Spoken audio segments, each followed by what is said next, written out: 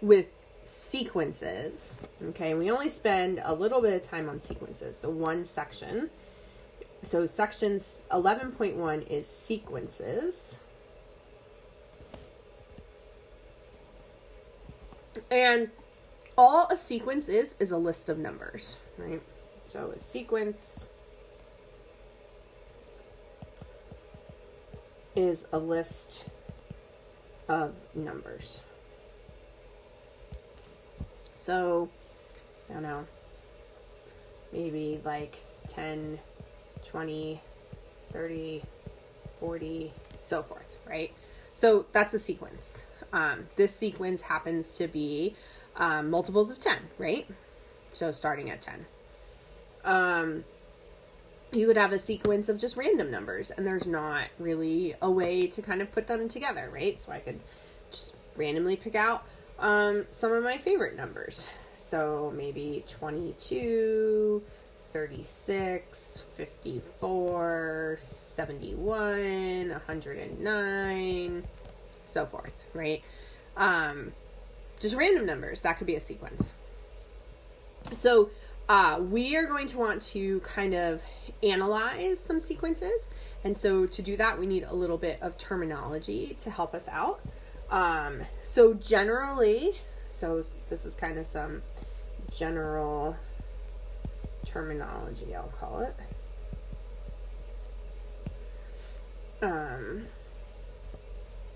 So we might have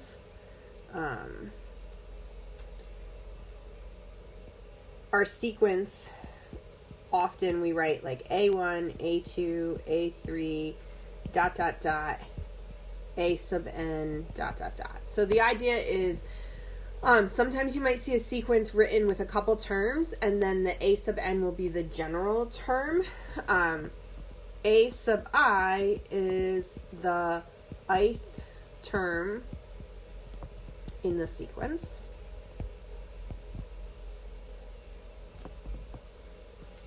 And I is also what is referred to. So I is called the index. So basically we're just indexing the terms. We're just saying, here's the first term, here's the second term, here's the third term, here's the fourth term, here's the fifth term, so forth. So you could see a sequence that is kind of written like this. You might have, so kind of, here's like 3 ways to write the same sequence.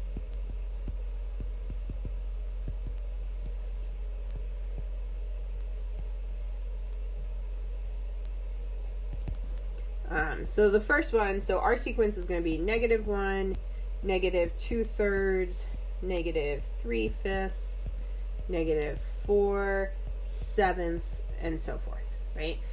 So if we look at the numbers that are on the top, right? What's happening to those numbers? So I have a -1, then a -2, then a -3, then a -4.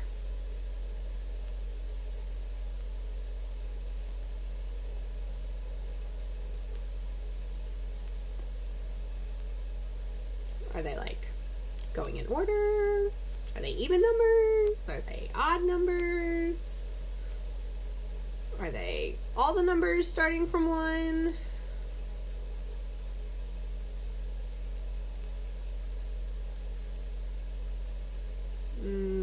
So they're I think you're trying to say they're +1, so they're adding 1 each time. Yeah.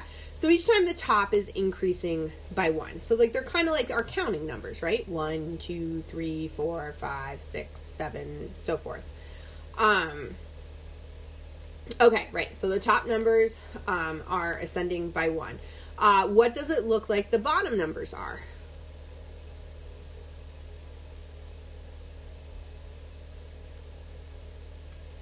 Okay, they're going by 2. How else could you, and remember we could think of this one as -1/1. So how else could you describe the bottom numbers? So they're jumping by 2. Okay, they're odd. Yep. So we could write this sequence as, another way you might see this written is you might see it written as saying, well, here, the sequence A sub n is equal to, and we just might put all these things in curly brackets. So -1, -2/3, -4/7, ... So really, I didn't do anything different besides write, oh, I have a sequence, a sub n, and this is what that sequence is. But the third way to write it, it gets more at what we said, which is a sub n is equal to, okay, so all of the numbers are negative, right? So negative. All of our numbers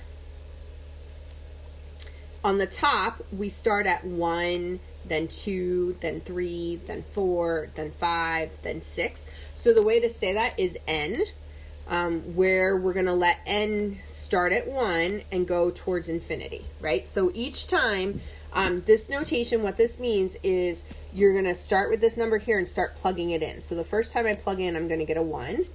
Then I'm going to go up one number. The second time I plug in, I'm going to get a 2. Go up one number. The third time I plug in, I'm going to get a 3, then a 4, then a 5, then a 6. And now we have to figure out how to write the bottom. So the bottom is odd, and mathematically, one way to write odd numbers is you can think of an odd number as 2 times n minus 1. So if we think about plugging this in, right, when n equals 1, we'd have -1 over 2 times 1 minus 1, or -1 over 1, right? When n is 2, we'd have -2 over 2 times 2 minus 1, so -2 over 3. When n is 3, I'd have -3 over 2 times 3 minus 1, or -3 over 5. When n is 4, I'd have -4 over 2 times 4 minus 1, or -4/7. Does that make sense?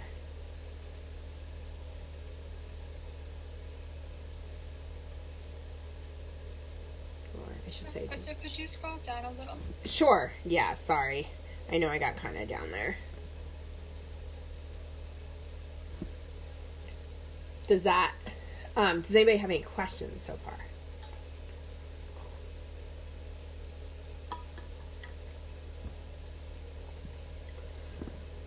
Could we have done n plus 2? So the only problem with doing, the problem with doing n plus 2, we could have done n plus 2, but we would have had to change our sequence a little bit, right? Because remember, we want our first thing to be, like,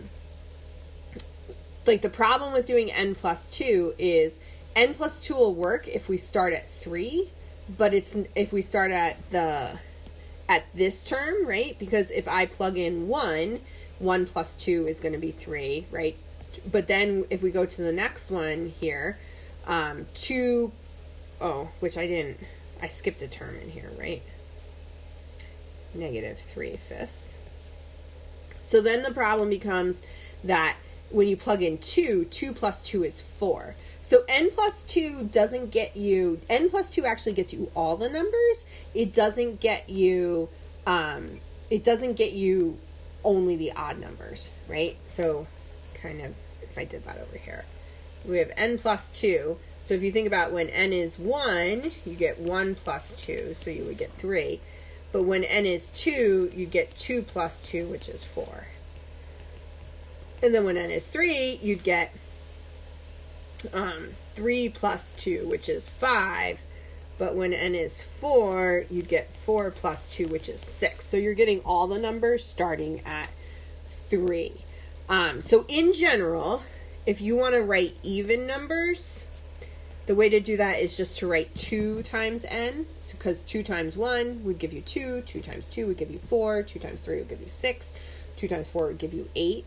Odd numbers, you kind of have a choice. So you could write it as 2n plus 1 or 2n minus 1. And it kind of depends where you want to start, right? And what you want to start your n value at.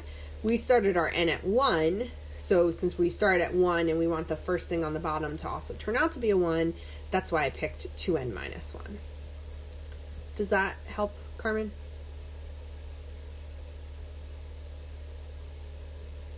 No problem. Other questions?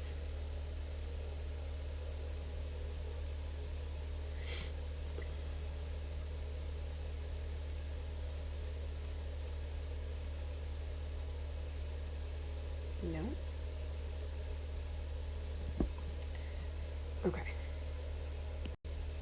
The big question that we have is kind of a question we're going to try to answer is, does our sequence of numbers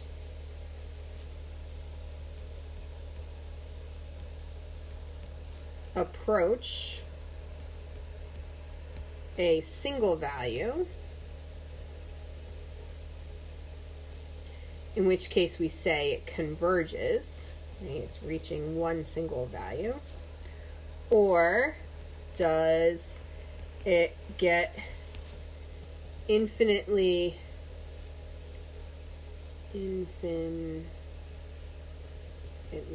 large, positively or negatively?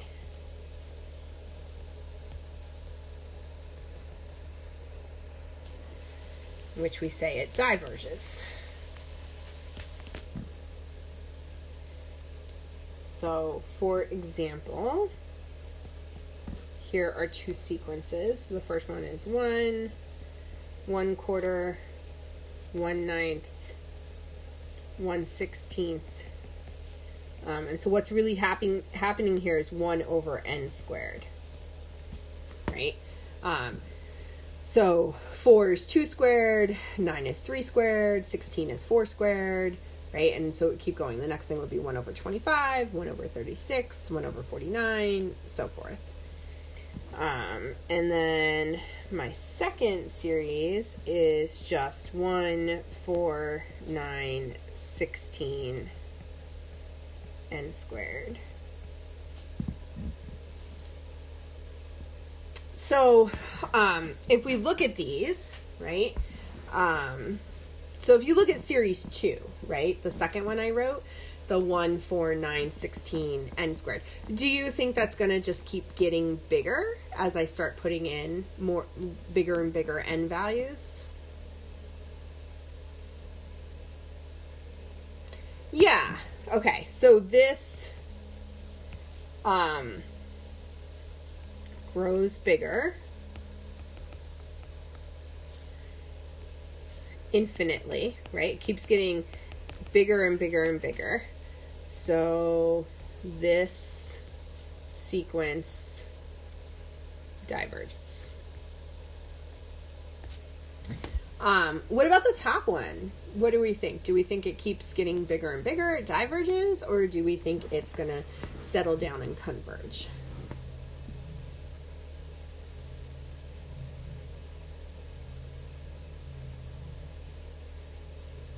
Okay, so yeah, so the numbers are going to get tinier and tinier and tinier, right? Because I'm dividing by bigger and bigger numbers. So 1 over 16, 1 over 36, right?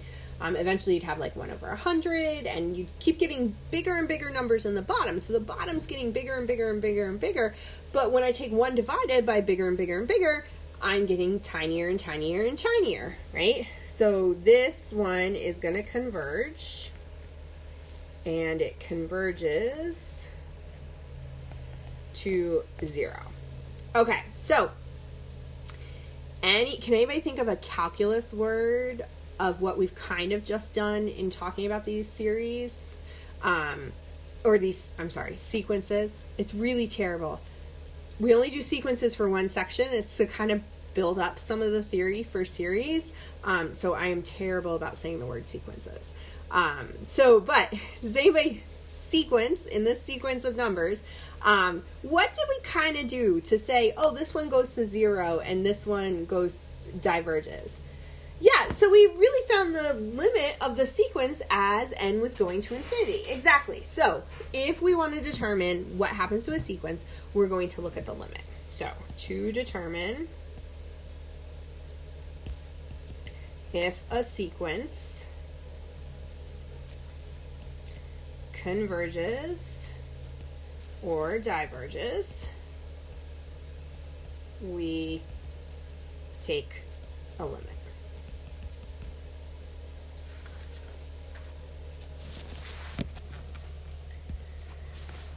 Oops, I probably should have given you guys a second to copy that down. Does anybody need me to stay on that page longer? Yeah, that's what I thought. I was like, I went to go change it, and I was like, oh wait, they probably don't know, right? I'm used to a blackboard where it doesn't get erased, right? What I write stays there, as opposed to here.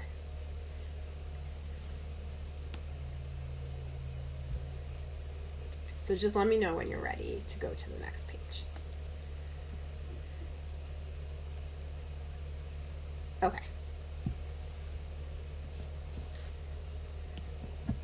Okay, so determine if the series converge or diverge. So A sub n is going to be equal to 2n plus 1 over 1 minus 3 square root of n. So I know I didn't put the curly brackets, right, mathematicians? I think I've talked about this. We kind of get lazy, and so we don't, when we just write a sub n is equal to this, then we kind of know we're talking about a series. So I want to take the limit of this, right? So we're looking at the limit as n approaches infinity of 2n plus 1 over 1 minus 3 square root of n. So what are we going to do with that?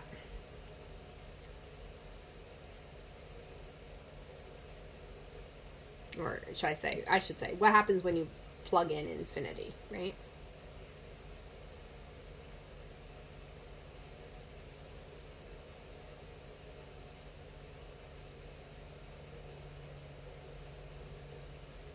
Yeah, we're going to have to use L'Hopital's rule. So if you plug in infinity, right, and you can do as much of this or as little of this as you need. But if you think about it, if I'm plugging in infinity, I'm getting 2 times infinity plus 1. So I'm getting 2 times a huge number plus another huge number plus 1. So that's still going to be a huge number. On the bottom, I'm going to have 1 minus 3 square root of infinity, but the square root of a really, really big number is still a really big number. So 1 minus 3 times a really big number is going to be a really big number. So I've got infinity over minus infinity, which that is a candidate for doing L'Hopital's rule. So the limit as n approaches infinity. And so remember, we do the derivative of the top. So what's the derivative of the top? 2 divided by, we have to do the derivative of the bottom. So what's the derivative of the bottom?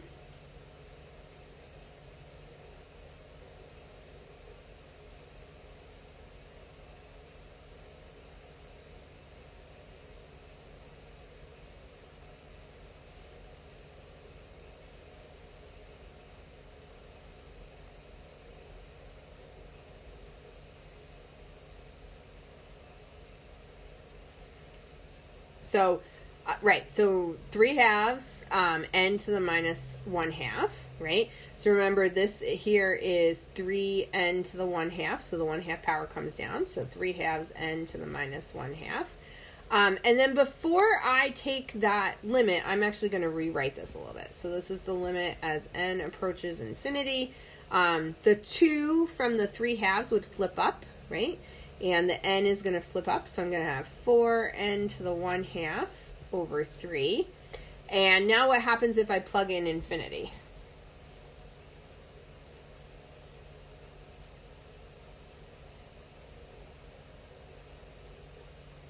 Yeah, it goes to infinity, right? Square root of a really big number is still a really big number, times 4/3, still a really big number. Okay, so my final limit is infinity. Oh yeah, I dropped a negative. Brian's very nice. He doesn't call me out on the group chat. He sends me a private message to let me know when I mess up my math. He could totally call me out on the class chat. But yeah, I totally dropped a negative, right, when we took the derivative there. So we've got negative 4/3 n to the 1/2 power, right? So this is really negative infinity, which doesn't matter whether it goes positive infinity or negative infinity, it still diverges. Questions?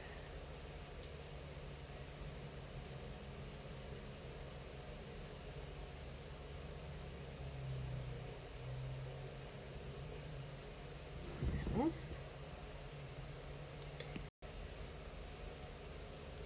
B. A sub n is equal to n plus negative... Yeah. Can you go back for just 1 second? Sure, yeah. Not a problem. Thank you. You're welcome. Does that mean you're ready? I can go? Or does anyone else need me to wait? Well, I'm good. I don't know if anybody else still needs it. No. Okay. Okay, so I've got n plus negative 1 to the n over n.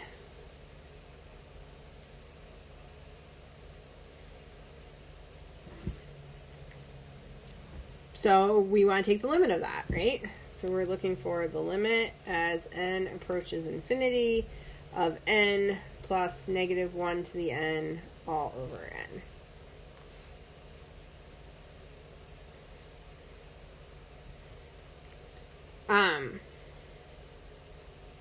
It's pretty ugly, right?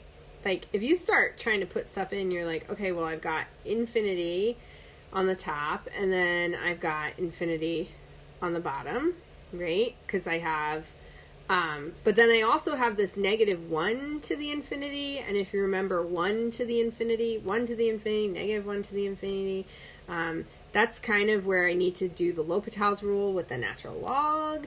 And so this is a mess if you try to take the limit as it is. So in this problem, we're actually going to use the Squeeze Theorem back from Calc 1. So I'm going to we're going to talk about this function here, n plus negative 1 to the n over n. So let's first talk about negative 1 to the n. Negative 1 to the n, if we're starting at n equals 1, right? So if you think about n equals 1, this will be negative 1 to the first power. So it would be negative 1 to the first, right? When n is equal to 2, it's going to be negative 1 squared, then negative 1 cubed, negative 1 to the fourth power, so forth. So if you figure these out, right, it would be negative 1, positive 1, negative 1, positive 1. And it would just keep flip-flopping back and forth, right? So negative 1 to the n is how you flip-flop back and forth between positive and negative. So it's just, it's almost like flipping a switch. I'm negative, I'm positive. I'm negative, I'm positive. I'm negative, I'm positive. So what that means is this function here, it's going to be n over n either plus 1 or minus 1, right? Because this part here either turns out to be a minus 1 or it turns out to be a plus 1. So it may have been a long time since you've done the squeeze theorem, but the squeeze theorem says you want to kind of take your function, whatever it is, and get it stuck between two values. So this is greater than or equal to n minus 1 over n, and it's less than or equal to n plus 1 over n, right? I kept everything the same except that negative 1 part. And then remember, it's flip-flopping, so it is either going to end up being the left side or the right side. It's basically going to bounce back and forth between left side and right side. Questions about that so far?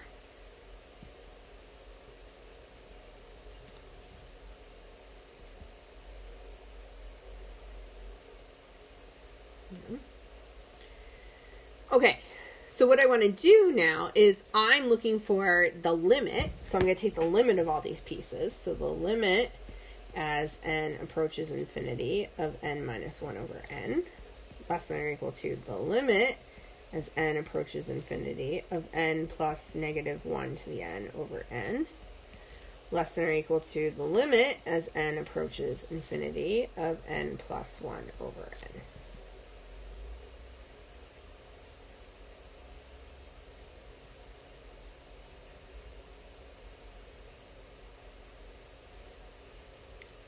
So let's talk about the left limit. So what happens if you plug in on the left side?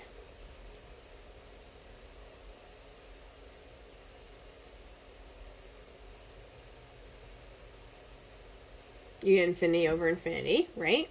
Okay, so on the left side we get infinity over infinity. So if I did L'Hopital's rule on the left side, I'd end up with the limit as n approaches infinity.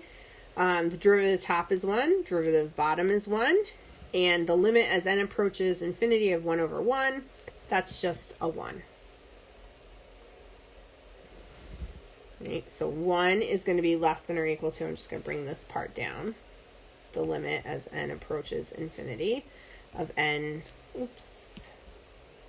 plus negative 1 to the n over n.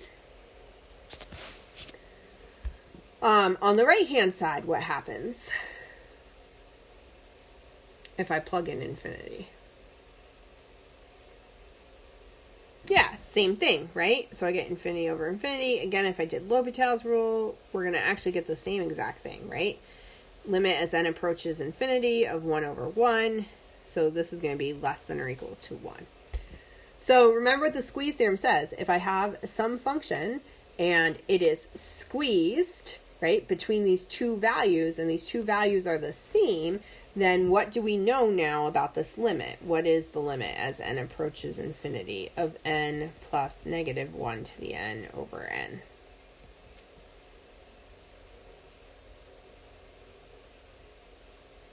Yeah, so that limit is actually just 1. Okay, so we got a concrete number, which means our sequence converges.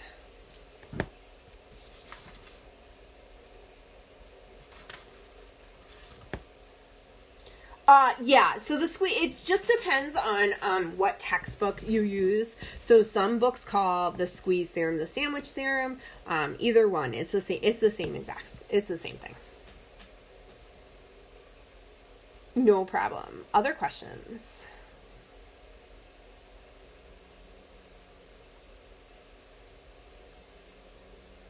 Yeah, because you're like sandwiching one theorem between the other two, right? So yeah, I've taught out of books where it's actually called the sandwich theorem instead of the squeeze theorem.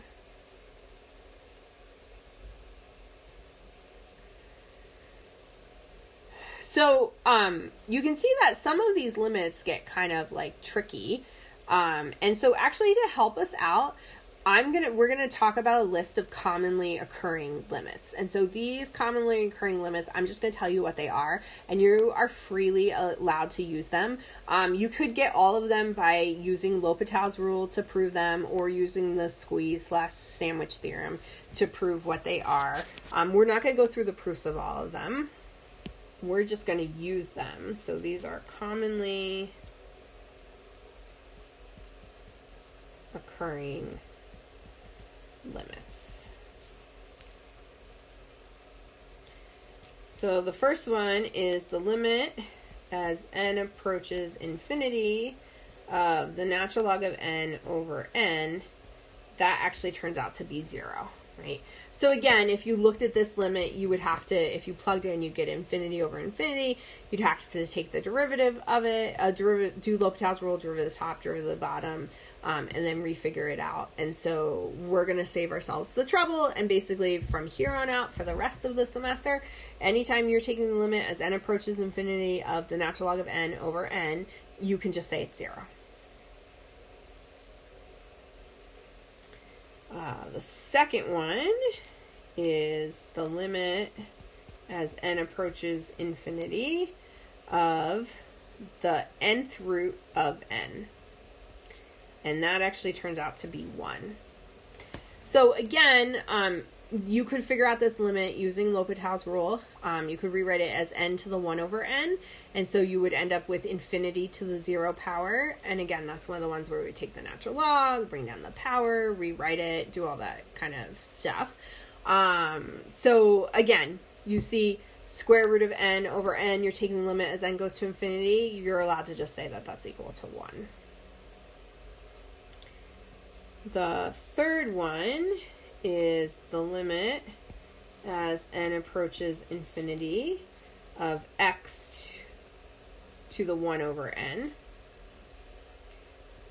And that's also going to be equal to 1. Now you might be like, wait, don't you mean n to the 1 over n? And no, I actually mean x here. So anytime you have any value raised to the 1 over n power, and n is going to infinity, we're saying that is 1, provided that we're only using this if x is greater than 0. So we can't use this if we're talking about negative numbers. So if I had, 5 to the 1 over n, then that's going to be a 1. If I had 12 to the 1 over n, that's going to be a 1. Even a half to the 1 over n, that's also going to be a 1. Questions so far?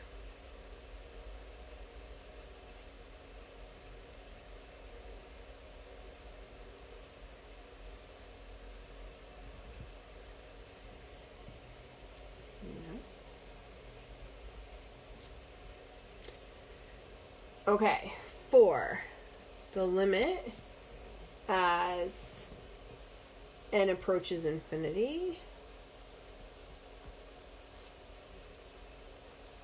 of x to the n is going to end up being 0 as long as the absolute value of x is less than 1.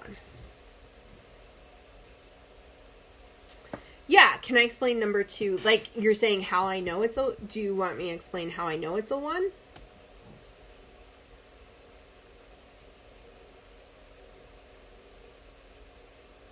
Yeah, so, I'll show you in a minute, okay? Let's put the rules up, and then I want to do one problem where I can, like, we have the rules in front of us while we're doing the problem, and then I'll go to the next page. I'll show you why it's 1. So, that's not a problem. So this one, so basically you're taking numbers that are between -1, so they're basically fractions, all these fractions that are less than 1. And if you take these fractions that are less than 1 and you keep raising them to bigger and bigger and bigger powers, you're going to keep getting tinier and tinier numbers, so it's going to go to 0. So that's why 4 is true. 5 is the limit as n approaches infinity of 1 plus x over n to the n power. That actually just turns out to be e to the x, which is a little weird.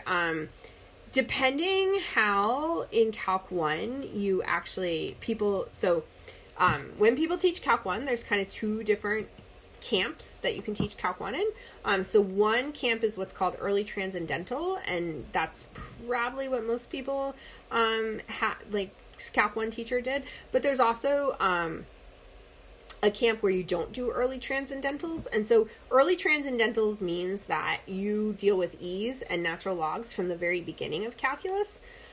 If you're taught calculus not with early transcendentals, you actually begin calculus, do all the stuff in calculus without any e's or logs, and then you actually use limits and derivatives and integrals and stuff to define e's and logs. So this limit here on the left-hand side is actually another way of defining the function e to the x. But again, it would be an application of L'Hopital's rule. You could get it from there. And then 6 is the limit as n approaches infinity of x to the n over n factorial. And that turns out to be 0. N factorial, so just kind of a little side note, in case you don't know what factorial is. So it's easiest to see it with numbers first. So 5 factorial, what the factorial means start at the number that's given. So start at 5 and multiply all the numbers, all the positive integer numbers below it, down to 1. So it's 5 times 4 times 3 times 2 times 1. It does look like the numbers are yelling at us. Yeah. So 7 factorial, right, would be 7 times 6 times 5 times 4 times 3 times 2 times 1. I think you guys are the first ones I've ever been like, it looks like the numbers are yelling at you. But I like that. I like that analogy. Oh, that's okay. It fit in very well with the discussions. I just thought your numbers were yelling at me too. Yeah, factorials are weird. Factorials get big really fast, right? So if you were to multiply these, right? If you think about 5 factorial, 5 times 4 is 20, 20 times 3 is 60, 60 times 2 is 120. I don't know. 7 factorial is harder to do in my head. But I'm sure you guys can pull out a calculator. And calculators do have that exclamation point. And that's what it is. It's a factorial. And so if you're dealing with limits with factorials, generally factorials just, writing exclamation point on your next paycheck would be super nice. Factorials generally are just are growing so much faster than anything else that they kind of like dominate the the fraction. And so that's why in number 6 that factorial in the bottom is just growing so much faster than x raised to a power. So that's why the limit turns out to be 0. Questions before I do my example that uses some of these limits, and then I will prove number 2.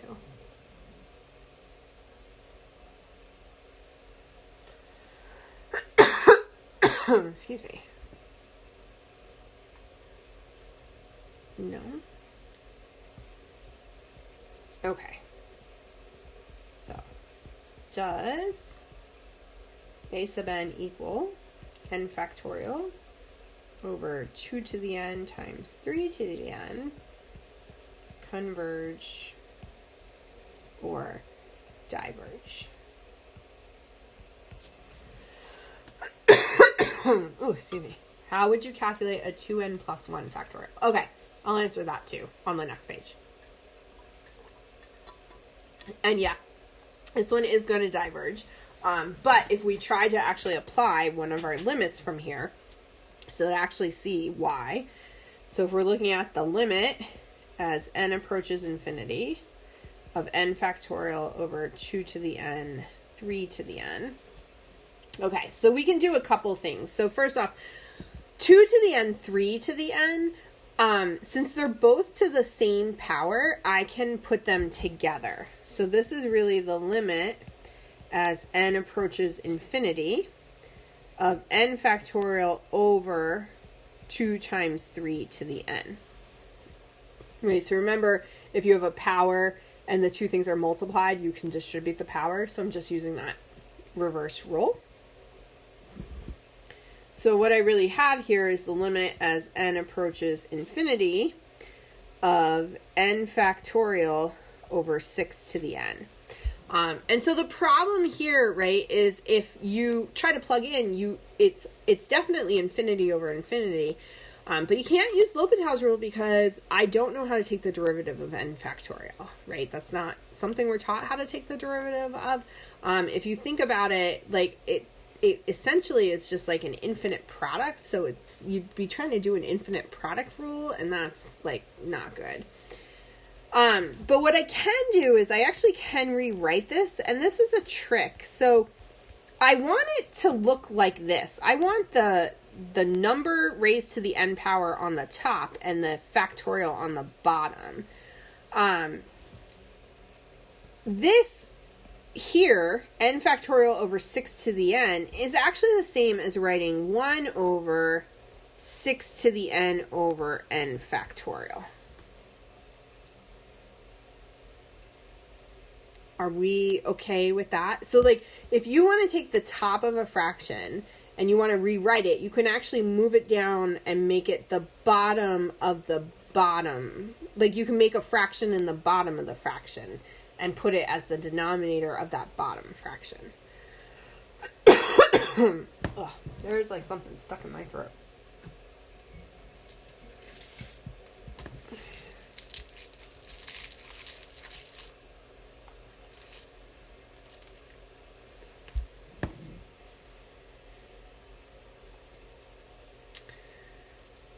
Okay, so if I do this, right, then now I know that my bottom fraction, as n goes to infinity, goes to 0. So this approaches 1 over 0. If you remember from Calc 1, 1 over 0 is saying you have some type of asymptote, right? And so basically you're blowing up. You're either going to positive infinity or negative infinity.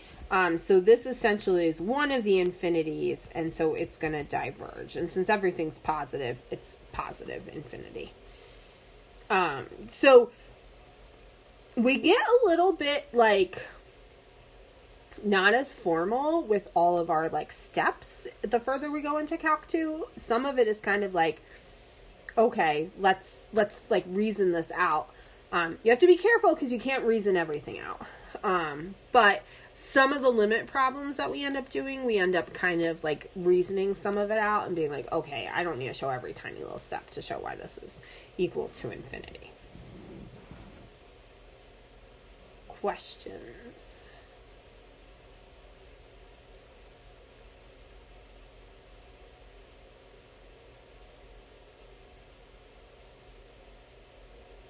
Could I explain the second to last part? And yeah, could I just reason that the problem is the reciprocal, so the limit is the reciprocal? You could do that. Yep, you could have done that from the beginning. You're saying, Robert, you want me, like, from where I went n over 6 to the n to this part? Is that the part that you're asking me to explain? Okay. So it's a little bit easier, actually, if you think about this part here. If I think about 1 over 6 to the n over n factorial, remember I have it's a complex fraction, and if you're dividing two fractions, you do keep, change, flip. So keep the first one, change from the division to multiplication, flip the second fraction. So n factorial over 6 to the n. So that's how, so n factorial over 6 to the n is in fact the same as 1 over 6 to the n over n factorial. So, and it is kind of what Brian said, it's the reciprocal of 6 to the n over n factorial. Other questions?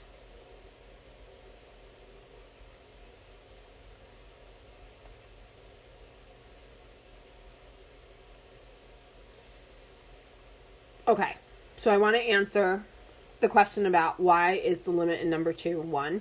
And then I think Robert had a question too about 2n plus something factorial, right? 2n plus 1 factorial. Okay.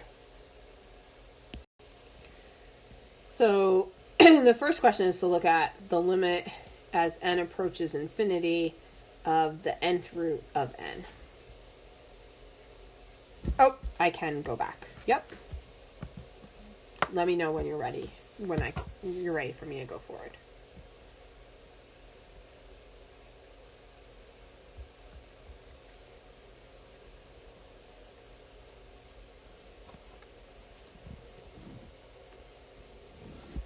Okay.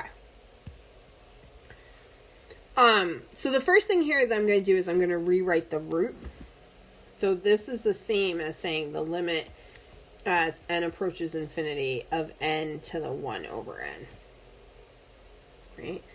And so now if I plug in, right, I get infinity on the bottom to the 1 over infinity, which is really infinity to the 0 power. And so infinity to the 0 power was one of those indeterminate forms when we did L'Hopital's rule. And to figure it out, you have to take a natural log.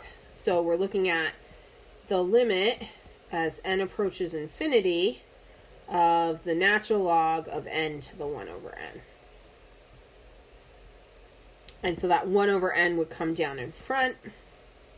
So the limit as n goes to infinity of 1 over n natural log of n. And that is really the limit as n goes to infinity of the natural log of n over n. And if you plugged in, that would be infinity over infinity. So now you're at a point where you could actually do L'Hopital's rule. So if I do L'Hopital's rule, I get the limit as n approaches infinity.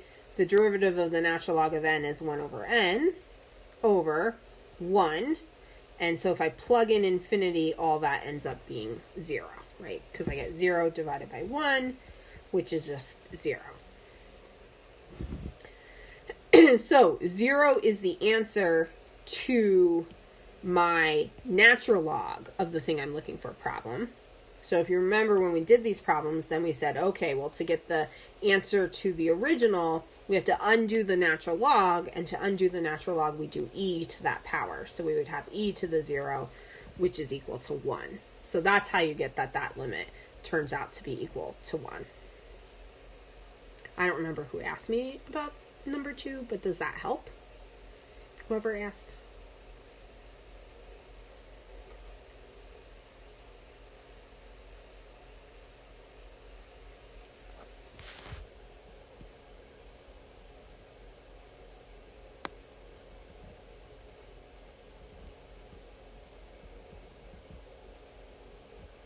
I just went back and looked. It was James.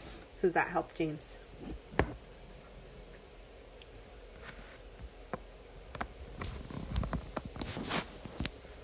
No problem. Other questions on this before I answer Robert's question about the factorial?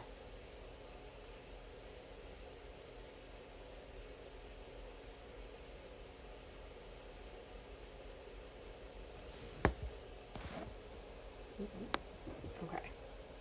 So Robert's question was 2n plus 1. Okay, so the thing is so he was like, can you figure out 2n plus 1 factorial? So the question is kind of like, what exactly do you mean by figure it out? So in terms of, right, so let me kind of come over here. So we said, I kind of gave the example that 7 factorial was 7 times 6 times 5 times 4 times 3 times 2 times 1, right? We're going to be dealing with, as you can see in some of the problems, n factorial. So if you think about writing out n factorial, so you're starting with the first number n times 1 less. So times n minus 1 times 1 less n minus 2. And you keep going all the way till you get down to 1. So 2n plus 1 factorial would be the same thing. So 2n plus 1 factorial is going to be 2n plus 1. If I subtract 1 from that, I'm just going to get 2n. Then I'm going to get 2n minus 1, 2n minus 2. And same thing, we're going to multiply down till we get to 1. So I don't know, does that answer your question, what you were asking, Robert? And we're going to get good at using factorials because when we get into series, different series use different things. And so the ratio in the ratio test uses factorial. You see, I shouldn't say, it doesn't use factorials, but you get a lot of problems that have factorials.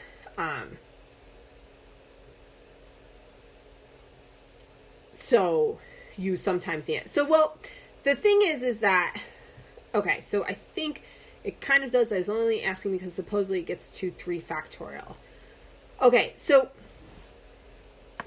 here's the thing. I think you're probably talking about the problem being used in something, right? So it's possible that, like, was it, like, did you see it, like, used where, like, things were canceled out and you were left with 3 factorial or something like that? Yeah, so we're going to get to problems where we end up crossing out stuff of the factorials. But the thing to realize is, like, if you think about it, 7 factorial, you could write 7 factorial the way I've written here. So it's a little easier to explain with actual numbers. So 7 times 6 times 5 times 4 times 3 times 2 times 1. But notice here I have 6 times 4 times 3 times 2 times 1. So 7 factorial is really the same as 7 times 6 factorial. Or you could write it as 7 times 6 times 5 times 4 times 3 factorial, because 3 times 2 times 1 is 3 factorial. So you can take factorials and break pieces of factorials off. And so that's what they're doing in that problem. So they're breaking something off based on what they want to cancel it out with. And so if they're left with 3 factorial, you're just saying you're left with 3 times 2, basically. And we're going to do more of that in a couple later sections. Questions?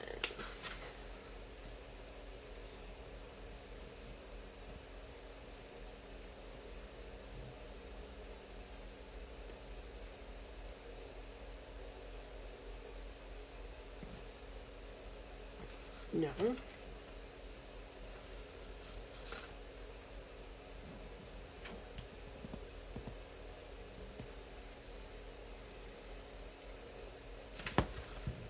Okay.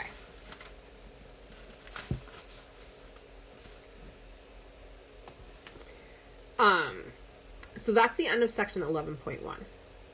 So we're going to go here in a second to section 11.2. So section 11.2 brings series, and it starts talking about series, okay?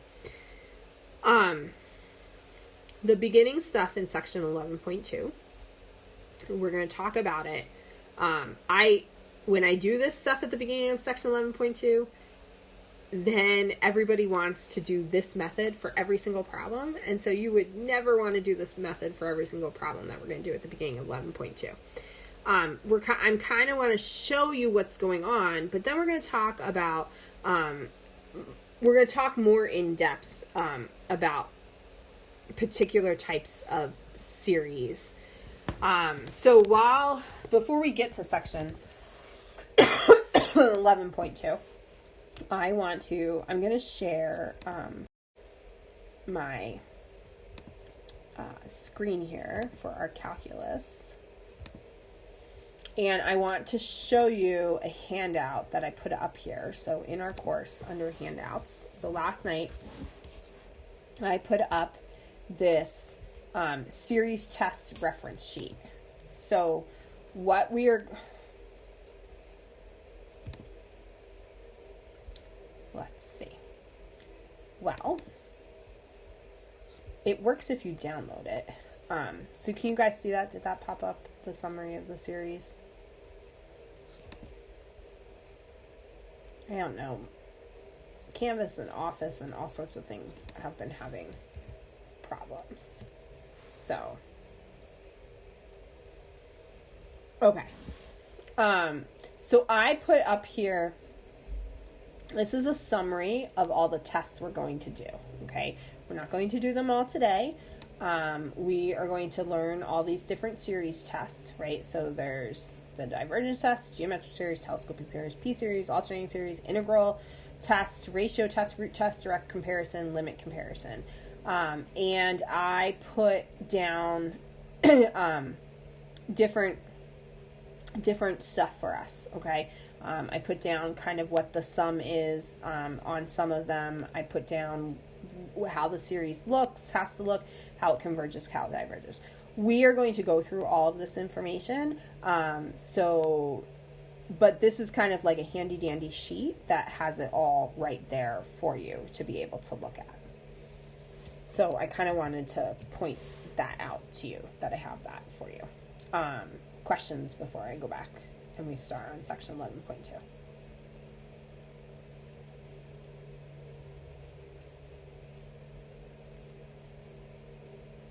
No? Okay.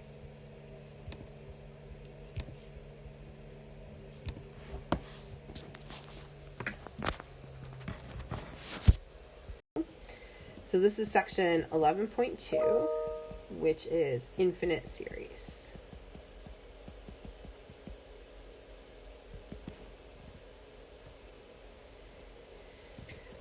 Okay, so all a series is an infinite series is a sum of an infinite sequence. So an infinite series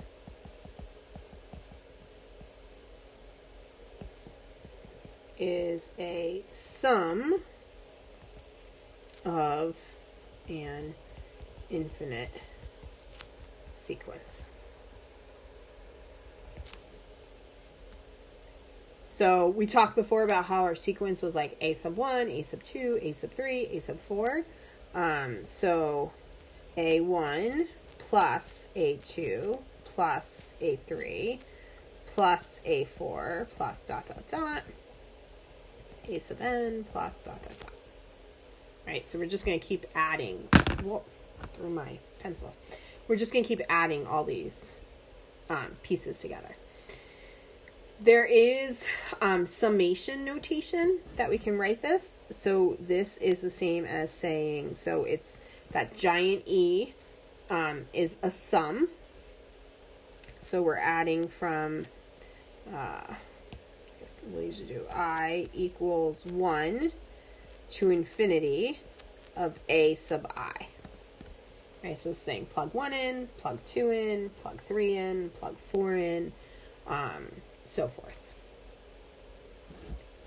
So for example, we could have the series I equals 1 to infinity of 1 over I squared.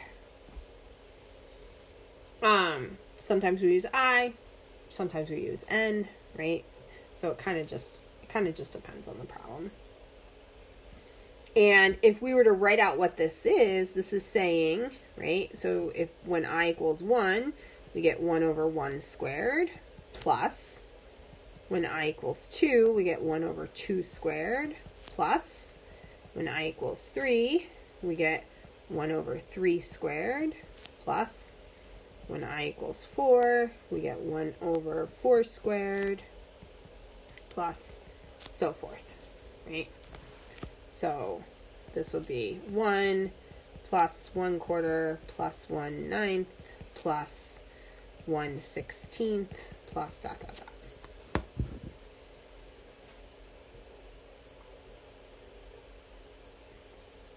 Does that make sense?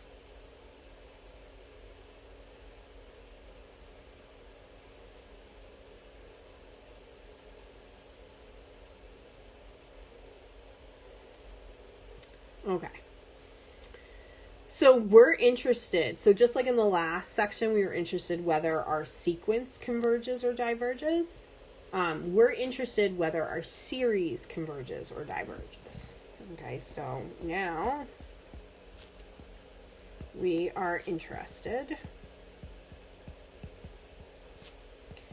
in whether our series converges or diverges.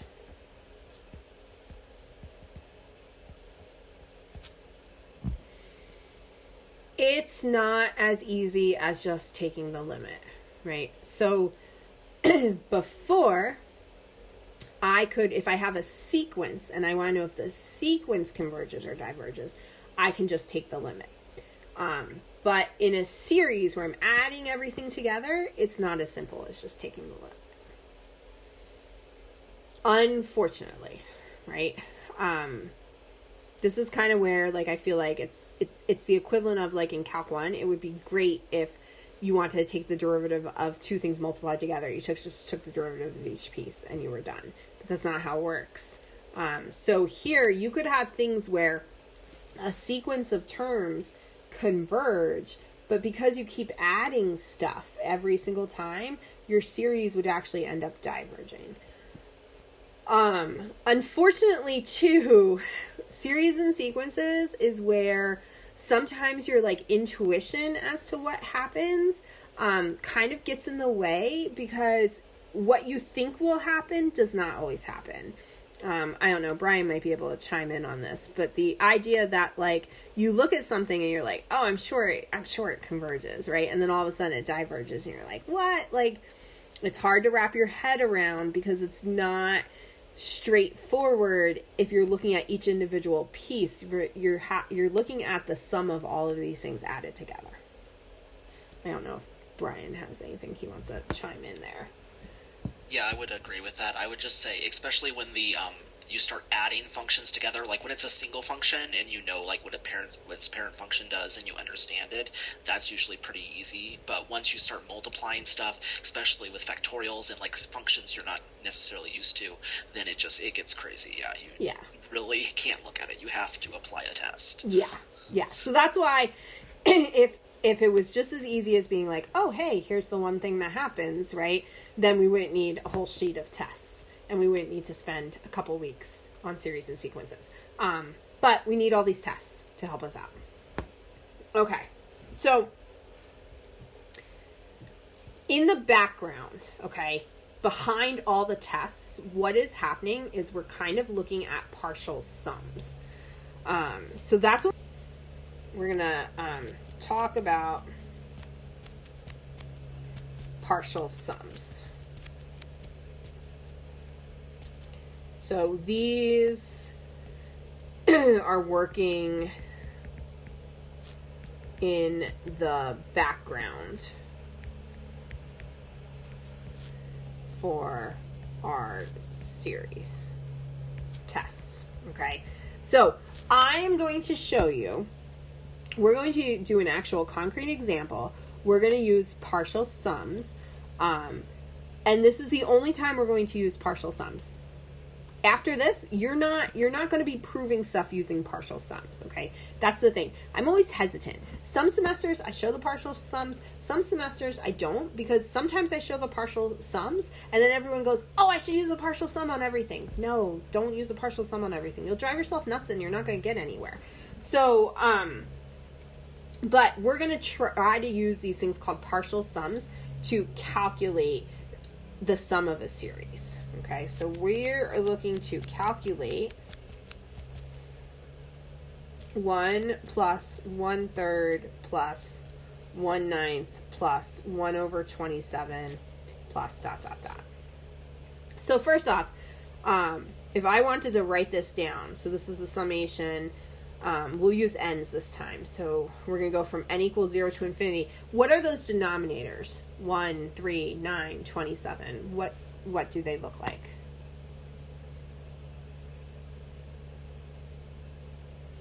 They're times 3 every time. So these are powers of 3, right? 3 to the 0 power, 3 to the first power, 3 squared, 3 cubed, right? The next one would be 3 to the 4th. So this is really the series 1 over 3 to the n. Or sometimes you might see this written as the summation n equals 0 to infinity of 1/3 to the n.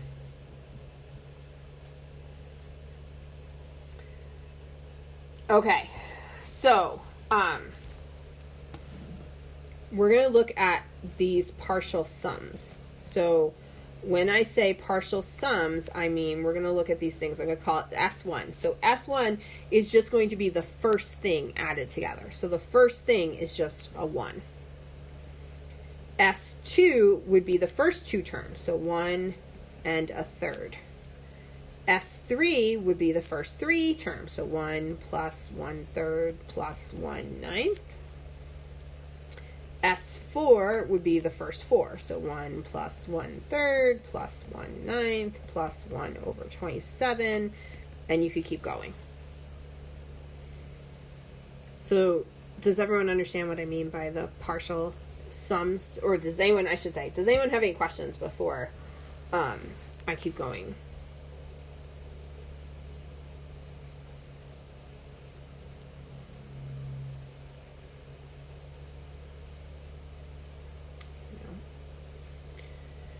Okay, I could calculate what these partial sums are, right? Like I could figure out what fraction-wise these are. So 1 plus 1/3 is going to be 4/3. 1 plus 1/3 plus 1/9 is going to be 13 over 9.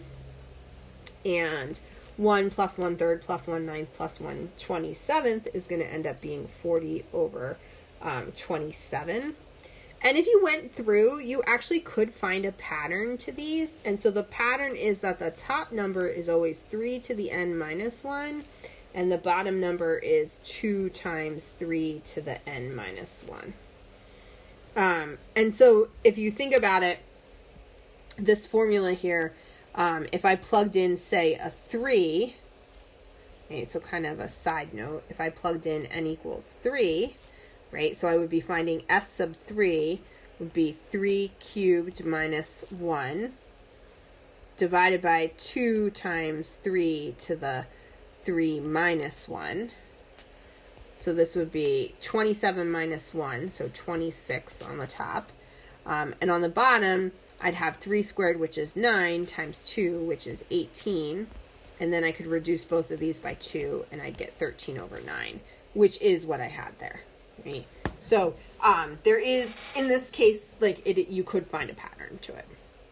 And this is not like a pattern where like I would expect if I gave you the numbers 1, 4/3, 13 ninths, 40 over 27, I would expect you to just be like, oh yeah, like that's 3 to the n minus 1, divide by 2 times 3 to the n minus 1, right? It's not some pattern where I think it's obvious what's happening. But for sake of time, that's what the pattern is.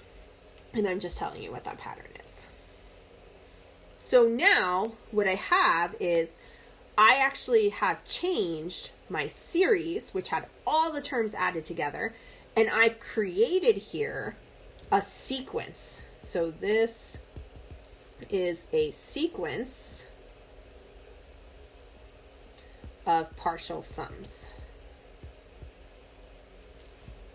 But the important thing is it's a sequence. And in the last section, we talked about how we determine if a sequence converges or diverges. And so the way that we would determine if a sequence of numbers converge to something or diverge is by taking the limit.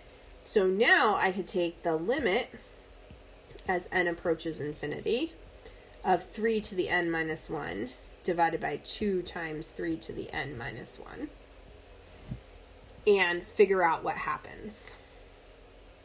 Right? So I started with my series, which was all of the terms, this infinite number of terms added together, and I broke it down into a sequence where each sequence is just so many of the terms. So the first term, then the first and the second term, then all the terms up to the third term, all the terms up to the fourth term, and so forth. And now I'm trying to see, do these sums begin to approach some number? Do they begin to lie down and get close to some value, some y value? So if I plug in infinity here, this ends up being infinity on the top and infinity on the bottom, which means I need to use L'Hopital's rule. So we're going to get the limit as n approaches infinity. All right, so see how well we remember Calc 1. What is the derivative of 3 to the n, right? So, or 3 to the x. My n is acting like an x right now.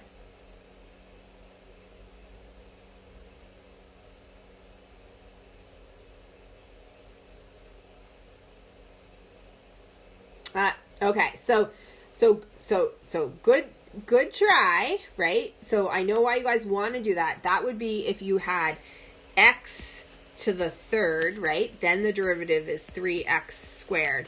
But this isn't x to the third, this is 3 to the x. Yeah, so the derivative is 3 to the x natural log of 3. So this is 3 to the x ln 3. So we are going to use this fact a lot, so you want to kind of remember the derivative of a to the x is a to the x natural log of a. And I don't blame you for forgetting, right? So for a long time, I taught Calc 1 without having taught Calc 2. I did Calc 1, Calc 2, Calc 3 in grad school, like I taught all of them. But then in my first couple years of teaching, I kept teaching Calc 1. I didn't get to teach Calc 2. And it wasn't until I taught Calc 2 again, so when I was teaching Calc 1, I was always like, oh, e to the x is the most important one. There's just a to the x, but you rarely see it. And then I taught Calc 2, and I was like, oh, crap, you see a to the x a ton in Calc 2. And then I felt bad, because all of the students that had me for Calc 1 all those years probably went on to Calc 2, and were like, I don't really remember doing that. Even though we did it, but we didn't do it that much. So now when I teach Calc 1, I hammer home the fact that the derivative of a to the x is a to the x natural log of a. So all that to say, don't feel bad if you forgot about it. Most people do. But you're not going to forget about it after this class. Okay, and then on the bottom, the 2 is just a constant, so it's just going to come along for the ride. And then the derivative of 3 to the n minus 1 is going to be 3, oops, and my x here should really be an n, right? This should be 3 to the n ln 3. So this is going to be 3 to the n minus 1 ln 3. And since it's just n minus 1, the derivative of n minus 1 is just 1. If it was like n squared minus 1, then you'd have to multiply by like 2n. But we don't have to do that here. So what ends up happening, right, is my natural log of 3's cancel. And then also my 3 to the n and 3 to the n minus 1 cancel. So this completely cancels out here, and I'm just left with a 3.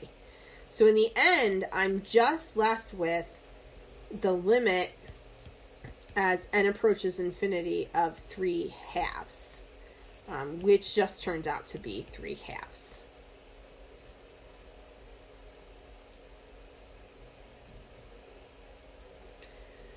So in this case, what we're saying is that the partial sums are approaching 3 halves.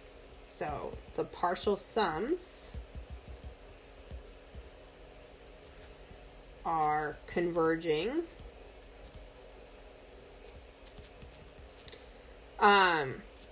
I'll go over that 1 second, Aiden. Are converging to 3 halves.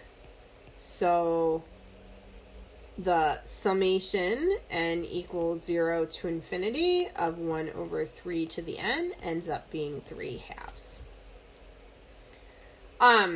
So 3 to the n divided by 3 to the n minus 1. So let's think about it in terms of numbers. So if I had 3 to the 4th divided by 3 to the 3rd, right? This 3 to the 3rd would cancel out all but one of these. Does that make sense? So it's the same thing, but with n's, right? So I basically, 3 to the n is 1 more than 3 to the n minus 1. So all of them cancel out except for 1, 3. No problem.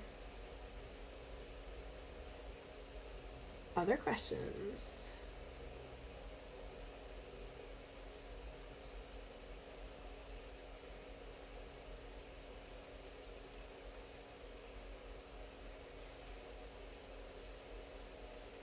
Okay. So, does anybody need me to wait to go to the next page?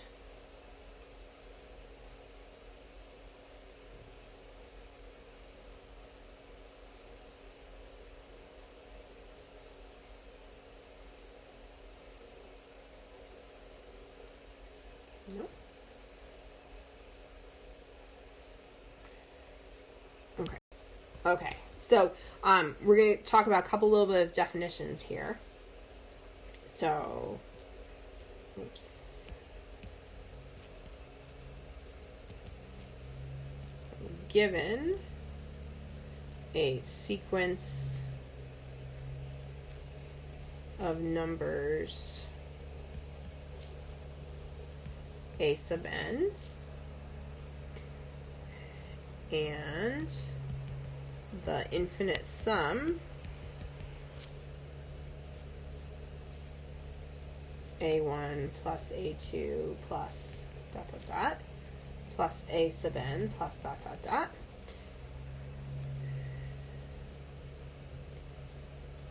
s sub n, so the sequence s sub n written that way is the sequence of partial sums where s sub n is the nth partial sum, i.e. add the first n terms. So all of that is just the formal definition of what a partial sum is and what the sequence of the partial sums.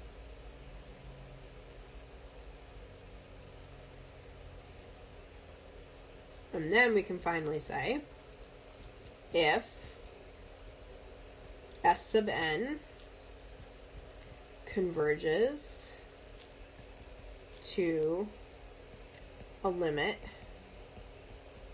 L, then the summation of A sub n, so the series converges, and the summation of the A sub n's, the sum, is equal to L. So this is just saying sum equals L.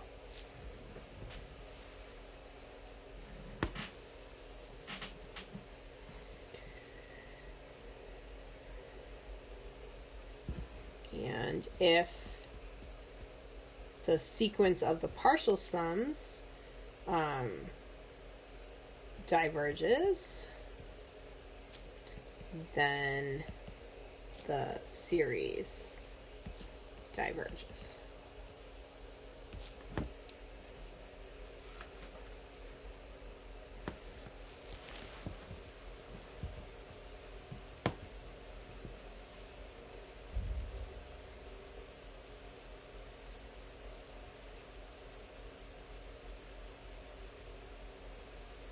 So it's kind of everything I said and did on the last side, but written in words.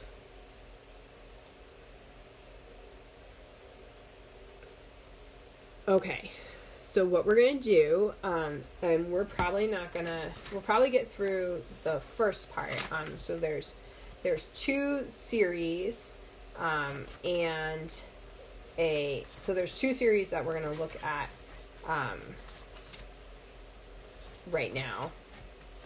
And the first one is called the geometric series. And so that's probably all we're going to get through today. And then we'll pick up the rest of this next class. So geometric series. Will I take questions during spring break? Yeah, I will probably answer emails sporadically during spring break. I don't exactly know what I'm doing on my spring break yet, so, but you can definitely send an email, and then if when I check it, I will answer them. Okay, geometric series. So geometric series look like, so the formal definition of geometric series kind of is this. So you have the sum n equals 1 to infinity of a r to the n minus 1. A is a non-zero constant, and a and r are real numbers. So the series we just did was actually a geometric series. So for example, I had n equals 1 to infinity, or I might have written it, I had it probably written a little different. So 1 third, 1 over 3 to the n minus 1. And so in this case, our r is 1 third, and our a, so there's not a number out in front of the 1 third, so you can think of it as a 1. So our a is a 1. You can change the index. So this number down here, this is the n is what's indexing this series. So when we say it's the index, it's kind of the thing that's keeping count for us. Like I'm putting in the first thing and the second thing and the third thing.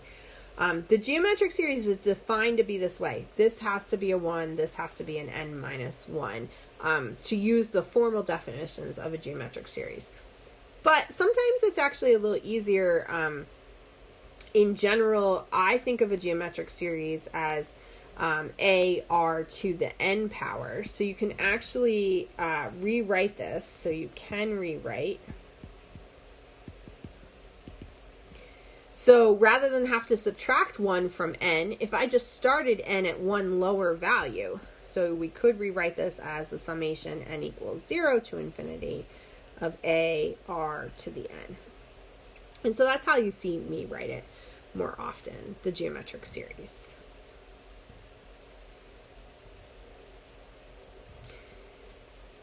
Okay, and so if we were to redo everything that we did on the partial sums, if we redid it with the geometric series and the general geometric series, right? So if you remember on the last example, and this is where it's sad that I don't have the blackboard, so we can't just point to what we did on the last example. But on the last example, the first thing that we did was we started finding the partial sums, right? So I found S1. So S1 is just the first term. So if you just plug in, you would have A, R to the 0. R to the 0 is just 1. So we really just have A times 1, or A. If I found S2, that's going to be A, R to the 0 plus A, R to the first, or A plus A, R. And you could keep doing this pattern. So S3 would be A plus AR plus AR squared. You know, S4 would be A plus AR plus AR squared plus AR cubed. Right? And I could keep going. So S sub n is going to be A plus AR plus AR squared plus AR cubed plus, and we're going to keep going all the way to AR to the n power.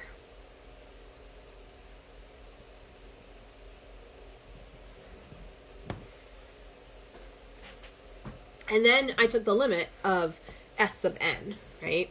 In the last example, we found all these. Then I said, here's a general formula for S sub n, and we took the limit of it. So we want to do that same thing. The problem is that this is not really a nice, like, little simple formula, right? If you remember on this last one, I'm going to go right back, but remember I got this nice little formula, right? 3 to the n minus 1 divided by 2 times 3 to the n minus 1. I want something kind of similar here. And so there's this trick that we can use actually to get that.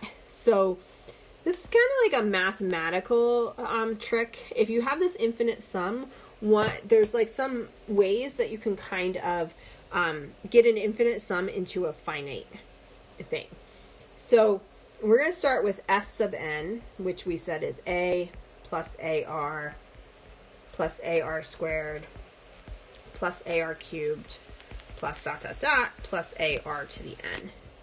And then I'm also going to look at R S to S sub n. So I'm going to take each of these pieces and multiply them by R. So this would end up being AR plus AR squared plus AR cubed plus dot dot dot plus AR to the n plus 1.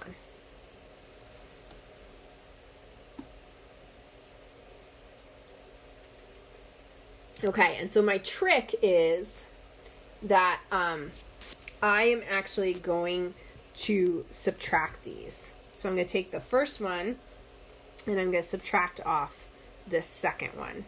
So S sub n minus R S sub n.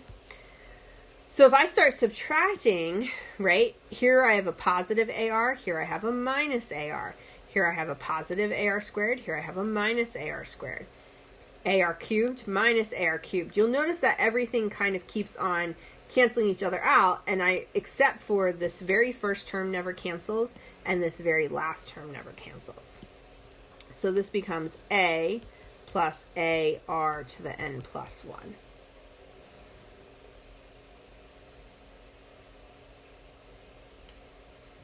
And so I can factor out an S sub n. So I have S sub n times 1 minus R is equal to, on the right-hand side, I can factor on A times 1 plus R to the n plus 1. And if I divide both of these sides by 1 minus R, I get a nice little formula for S sub n. S sub n is A times 1 plus R to the n plus 1 over 1 minus R.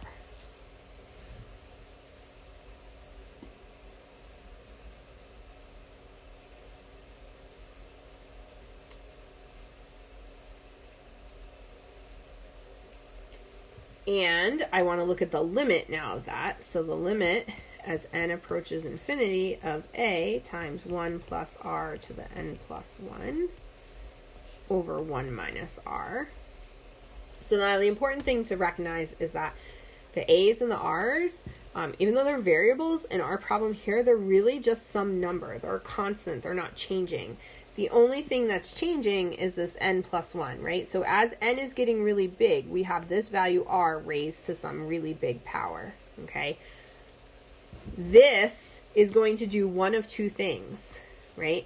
If the absolute value of r is less than 1, so if I have numbers that are fractions that are between -1 and 1, as I start raising those fractions, like, 1/5, if I take 1/5 and I start raising it to bigger and bigger and bigger and bigger and bigger powers, that denominator starts getting bigger and bigger and bigger, and the whole fraction goes to 0, right? So this, I really should have put, this is equal to 0 if the absolute value of r is less than 1. And it's equal to infinity if the absolute value of r is greater, or I should technically say plus or minus infinity, if the absolute value of r is greater than 1. So the whole entire thing, the whole reason we all did this is that to be able to say, oh, so the summation n equals 0 to infinity of a r to the n converges if the absolute value of r is less than 1.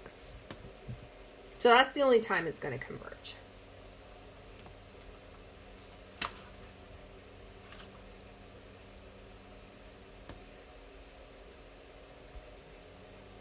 So that was a lot of work. This is where the partial sums come in. So the partial sums are coming in the background of the geometric series. You don't ever have to do the partial sums. The reason I did the concrete example first with the partial sums is because if I threw this part up first, you guys would have looked at me.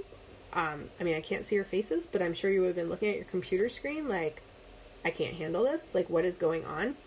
So that's why I do a concrete one first, so that then you can kind of understand what I'm doing in this abstract one. You are never going to have to do these partial sums.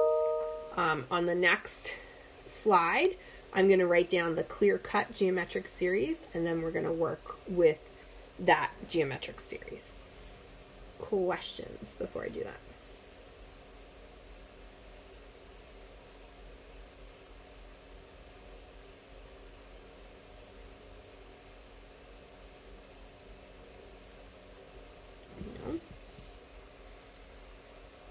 Okay, so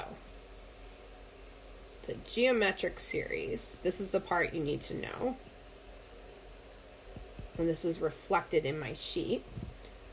So the geometric series says the summation n equals 1 to infinity of a r to the n minus 1 is equal to a over 1 minus r and converges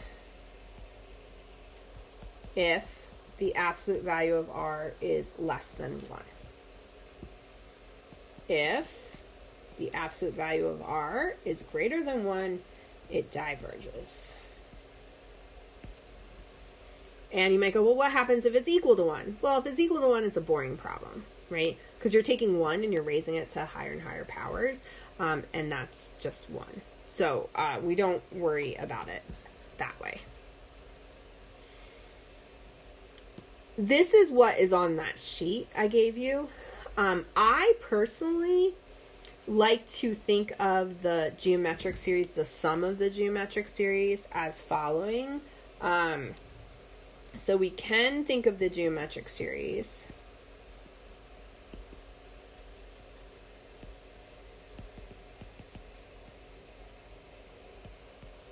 as the summation n equals from some number to infinity of a r to the n, or the summation again, some random number from n to infinity of a r to the n minus 1.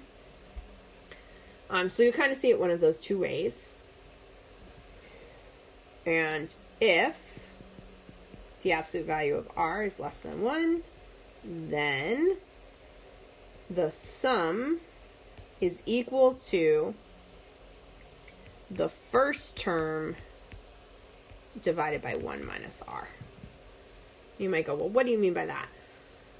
I mean, textbooks and all of these things work really, really hard to force you to get your geometric series to look like this. And I'm saying, don't work that hard. You don't have to work that hard to get your geometric series in this exact form. If you recognize something as a geometric series, and you know r is less than 1, then just take whatever this bottom number is and plug it in for n. And that's going to give you your first term. So your sum is going to be that first term divided by 1 minus r. And I'm going to do an example. Or we're going to do 2 examples. We have time to do my 2 examples. And so hopefully it'll all kind of make sense here in a second. Questions. So this top part here is on the sheet. So this stuff here that I just put in pink, that is on the sheet. My little shortcut trick is not on the sheet. Right? Because on the sheet I put the formal definitions of things. No problem. Okay, so let's try an example. And I think I'll make them fit here. So determine if the series diverge or converge. If it converges, find the sum.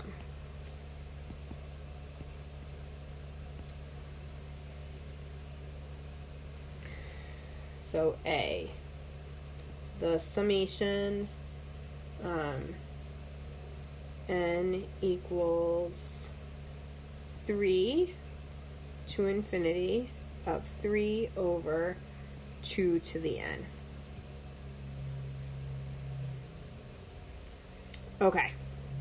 So right now, this is kind of like when we first started techniques of integration. It's like, oh, I only know one technique, so problems probably use that technique. Right now you only know one series, the geometric series, so it's kind of a little nice because you know everything you're doing is a geometric series.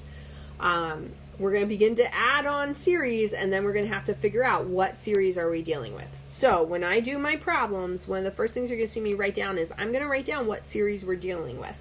And you might go, Dr. Gorman, that's overkill. Yeah, it's overkill right now because we happen to know it's a geometric series, but next class we're going to add a bunch of series on, and so we're not going to know that it's a geometric series.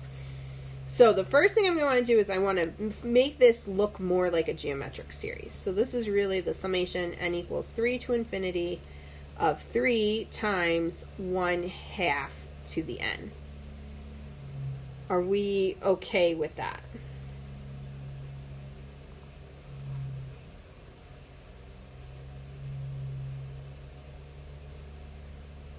Okay, so I have a geometric series.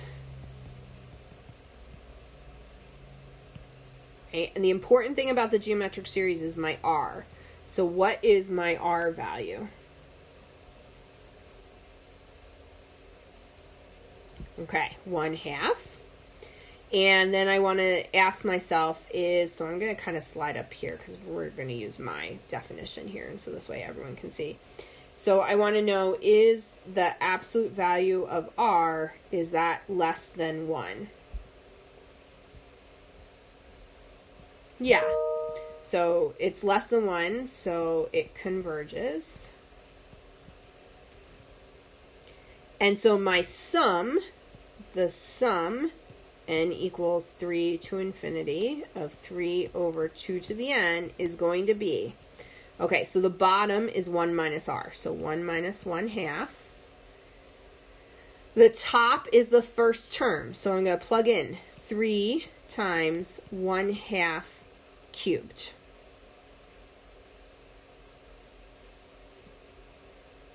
So on the top, 1/2 cubed is 1/8. So I have 3/8 divided by 1/2.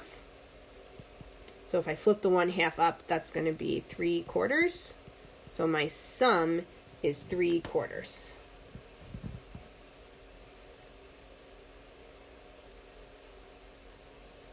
Right, so it converges because my r, the absolute value of my r is less than 1.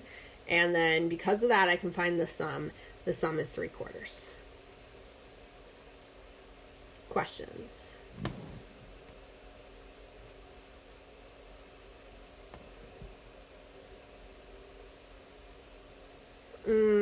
No, I don't think so. Did I do it wrong? So you have 3/8 times 2/1. So 2 goes into 2 one time, 2 goes into 8 4 times, so 3/4.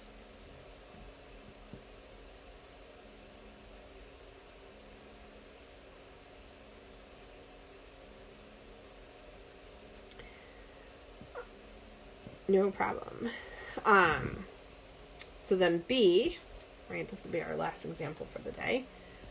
Summation n equals 0 to infinity of the square root of 2 to the n power.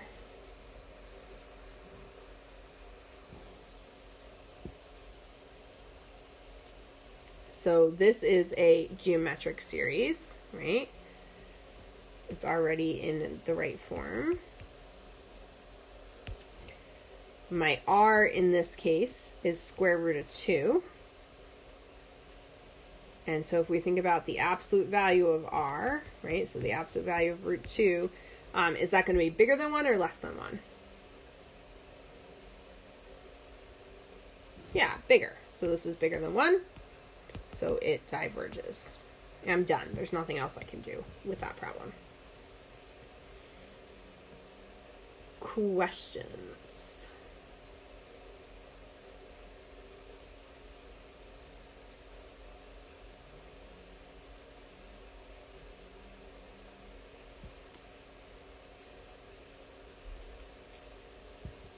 No? Okay. I put up the homework for section 11.1 and 11.2. 11.1, obviously we finished. You can do all the homework. 11.2, I think, let me look real quick. I think you might be able to do the first problem because those might just be geometric series. Let me see real quick. Just for people who want to start on homework. Let me see.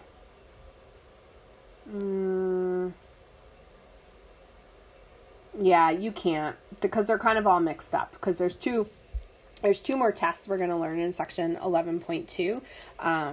So you could go to the 11.2 homework and look at the ones that look like geometric series and do those. But the ones that don't look like geometric series, you can't do them yet. So we're going to do more of this section next class. So does anybody have any questions for the last couple minutes here?